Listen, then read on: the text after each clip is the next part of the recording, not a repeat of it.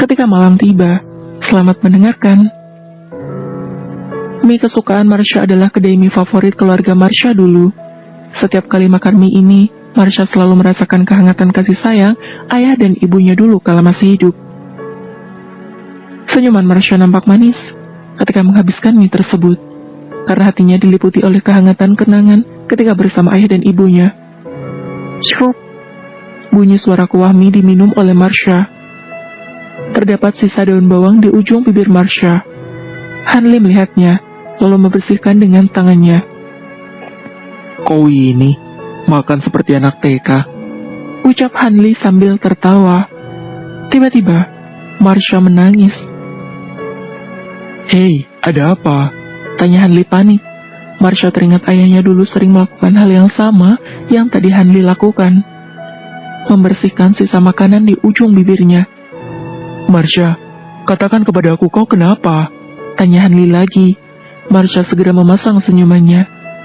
Tidak apa, tanya Marsha. Aku hanya teringat ayahku, ucap Marsha lagi. Ah, kau ini mengagetkanku saja, ucap Hanli. Ayo, aku antar pulang, ajak Hanli. Hanli mengantar Marsha sampai pintu masuk panti asuhan. Hanli melihat Nyonya Su dan menyapanya. Nyonya Su, sapa Hanli. Hanli, selamat juga atas kelulusanmu, ucap Nyonya Su. Setelah ini kau akan melanjutkan kuliah di mana? Tanya Nyonya Su. Milan, jawab Hanli sendu. Hei, mengapa nampaknya kau tidak senang hati ingin berkuliah di sana? Tanya Nyonya Su. Ah, tidak ada. Aku hanya lelah setelah bermain seharian dengan Marsha, jawab Hanli sembarang. Hanli sebenarnya meminta berkuliah di Milan karena mengetahui Marsha akan pergi belajar di Institute of Milan. Orang tua Hanli sudah mempersiapkan segalanya untuk perkuliahan dia di sana. Tapi tiba-tiba, hari ini Marsha mengatakan mengundurkan diri dari program beasiswa tersebut. Hanli sudah tidak mungkin membatalkan pengaturan yang sudah orang tuanya lakukan di Milan. Baiklah Nyonya Su, aku pamit, ucap Hanli dengan sopan seraya masuk ke dalam mobilnya. Marsha melambaikan tangannya kepada Hanli. Di dalam mobil, Hanli tersenyum sambil berpikir. Marsha tidak mudah dekat dan bicara dengan seseorang. Hal itu membuatnya merasa tenang meninggalkannya selama beberapa tahun ke Milan. Marsha, panggil Nyonya Su. Nyonya Su mengajak Marsha duduk lalu memulai percakapan layaknya antara ibu dan putrinya yang akan segera menikah. Dengarkan aku. Kelak, ketika kau sudah menikah dengan Tuan Louis, kau harus menjaga jarak dengan Hanli, ucap Nyonya Su. Tapi dia satu-satunya temanku, jawab Marsha. Kau masih memiliki aku, jawab Nyonya Su. Melihat tatapan tulus Nyonya Su, akhirnya Marsha pun menuruti nasihatnya. Baiklah Nyonya, ucap Marsha. Nyonya Su melihat bahwa Hanli dari dulu sudah menaruh hati kepada Marsha. Sebenarnya, Nyonya Su berharap kelak dan lebih senang jika Marsha bersama Hanli. Namun takdir menulis kisah lain dalam kehidupan percintaan Marsha, Shen. Ayo, bantu aku menyiapkan makan malam, ucap Nyonya Su. Selesai makan malam, Marsha masuk ke dalam kamarnya untuk beristirahat. Kepalanya hari ini terlalu pusing. Di hari ini semua emosi teraduk menjadi satu. Menghadapi kenyataan bahwa sebentar lagi dia akan menikah, menolak program beasiswa, dan diminta menjauhi satu-satunya teman baiknya selama ini. Marsha mulai terlelap di peraduannya. Tiba-tiba, Marsha merasa berada di dalam gelap. Marsha melihat dirinya dalam mobil, lalu ada ayah ibunya. Marsha berteriak sekencang mungkin ketika malam itu. Ibunya mendorong dia keluar dari mobil. Marsha melihat ledakan itu lagi. Hos. Ibu, ayah, ucapnya dalam isak tangisnya di tengah malam. Lagi, selamat mendengarkan. Marsha memegangi dadanya yang terasa sakit, perih, sambil menghapus air matanya dan mengatur napasnya. Aku berjanji akan hidup dengan baik, ucap Marsha. 1 bulan berlalu dari hari kelulusan. Itu artinya hari pernikahan Marsha dan Louis semakin dekat. Ponsel Marsha berdering menerima panggilan ponsel dari Hanli. Teringat pesan Nyonya Su, Marsha sedikit meragu ingin menjawab panggilan Hanli. Namun, karena merasa belum menikah dengan Tuan Muda Louis, Marsha akhirnya menjawab panggilan telepon dari Hanli. Halo, jawab Marsha. Marsha, esok aku akan pergi ke Milan. Kau ikut mengantar aku ke bandara ya? Pinta Hanli. Itu... Marsha tidak bisa meneruskan perkataannya. Apakah kau tidak ingin mengantarkan teman baikmu ini? Aku akan bertahun-tahun di Milan, dan kau tidak ingin mengantarkan kepergianku. Ucap Hanli sendu.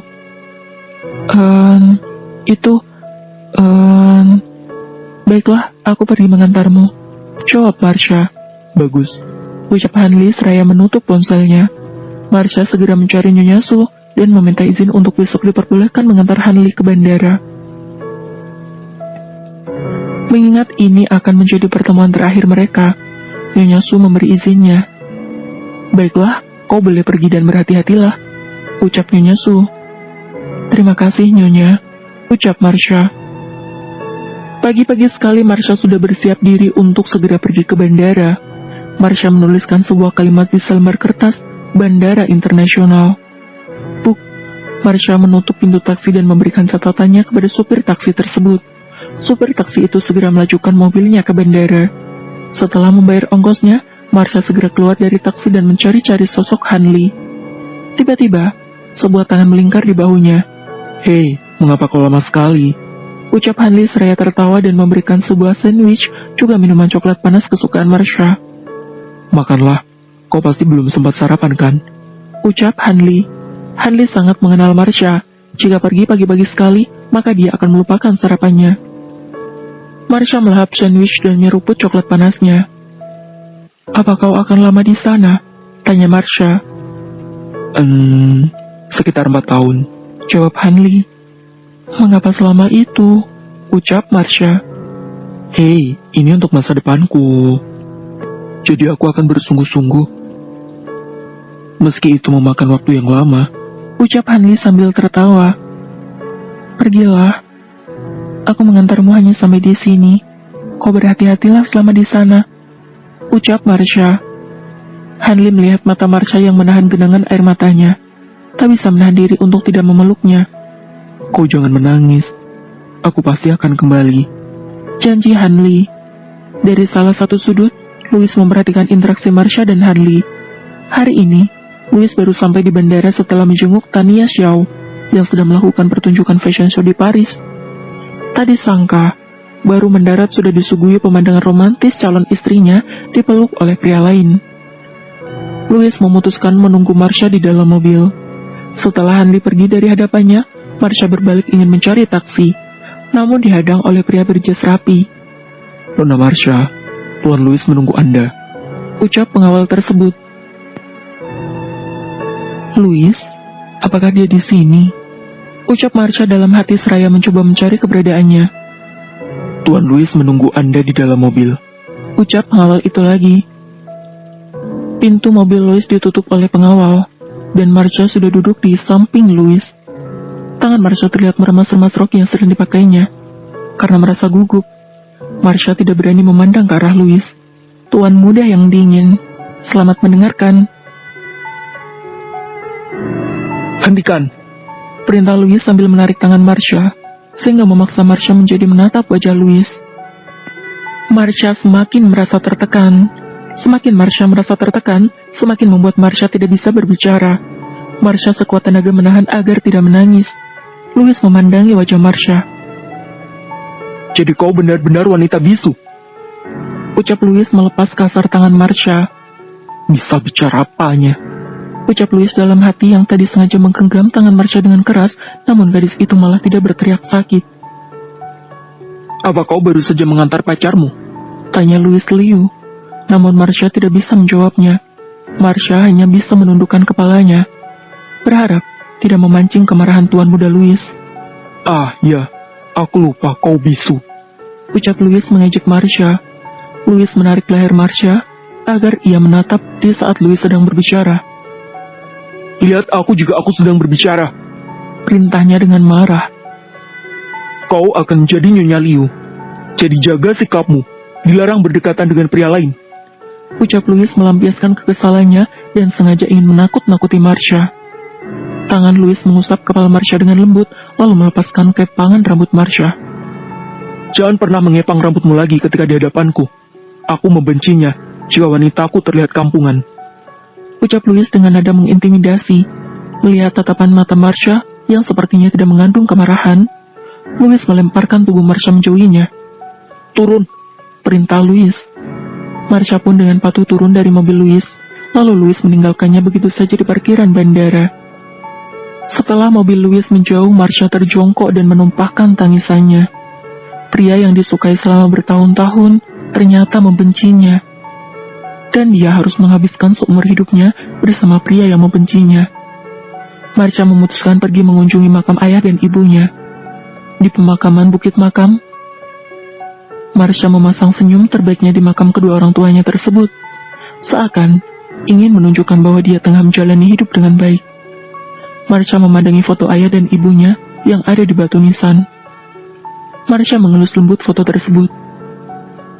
Ayah, ibu, aku pamit, ucap Marsha sambil menciumi batu nisan kedua orang tuanya tersebut.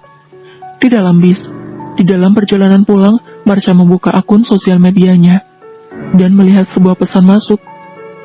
Sebuah rumah produksi ingin membeli hak paten beberapa desain perhiasan Marsha untuk dijadikan sebagai properti film terbaru rumah produksi mereka.